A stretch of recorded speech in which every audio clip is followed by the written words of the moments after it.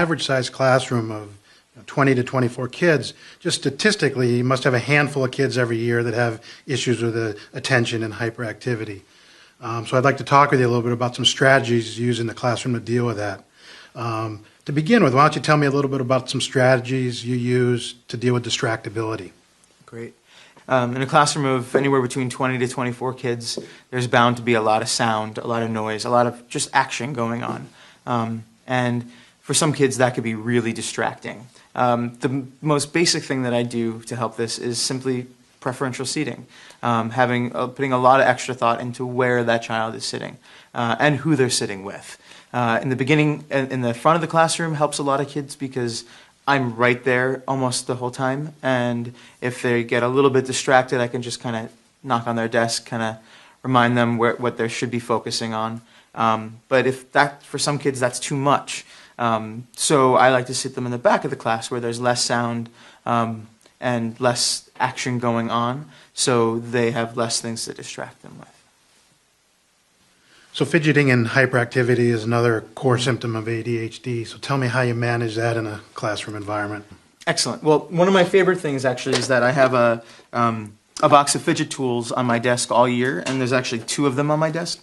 And kids are welcome to, at any point, get up and grab one if they need one. And we do a lot of talk about good choices. My favorite choice is the Rubik's Cube, because I find that you can move the pieces around without having to look at it, and it kind of gets some of the energy that kids are feeling out while allowing them to pay attention. For some kids, they might like a ball to squeeze, or they might need to use a seat cushion. This is a bumpy seat cushion. It has bumps on it to kind of give it some texture for kids.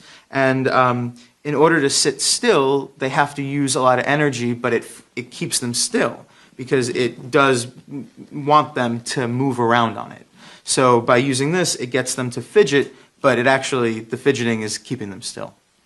So I imagine with these sorts of things, there's kind of a tipping point where it could become more of a distraction than a help. Mm-hmm. How do you manage that? How do you monitor that? That's a great question. I actually can't use these because they distract me. They don't help me. And for a lot of kids, this won't help them. They think it might, and then they end up bouncing on it like I do, and it doesn't help them. Another example would be a kid who would take the ball as a fidget tool and then throw it and catch it while I'm teaching math. That's not a good focus tool because they're not paying attention to me, they're paying attention to this. In that case, we do a lot of talk within the whole class about making good choices. And if they need to look at it to use it, then it's not a good choice for them because they're drawing focus away from the lesson and putting the focus onto the tool. I have some smaller tools for kids to use as well that might help them, that just have little pieces that move so that they can get some energy out there. And again, tools that they don't have to look at are the ones that I want them to be using. So difficulties with organization is another issue that a lot of kids with ADHD have. Tell me how you deal with that in a classroom. Absolutely. I use checklists for kids who have a really hard time bringing all their assignments home at the end of the day. So it has did you bring your math homework, your science homework, your reading homework? And they have to check off every day with a dry erase marker, and I laminate the checklist so that every day they just use the same one and monitor themselves.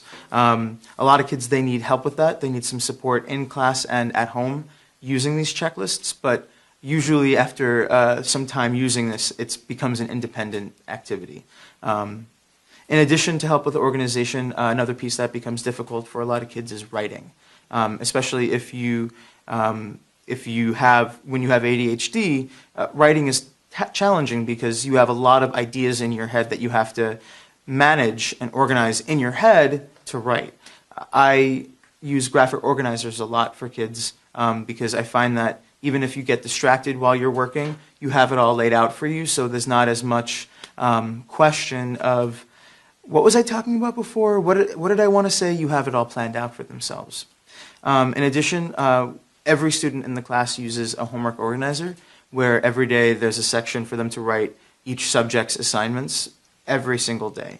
So it becomes a routine to help them stay organized.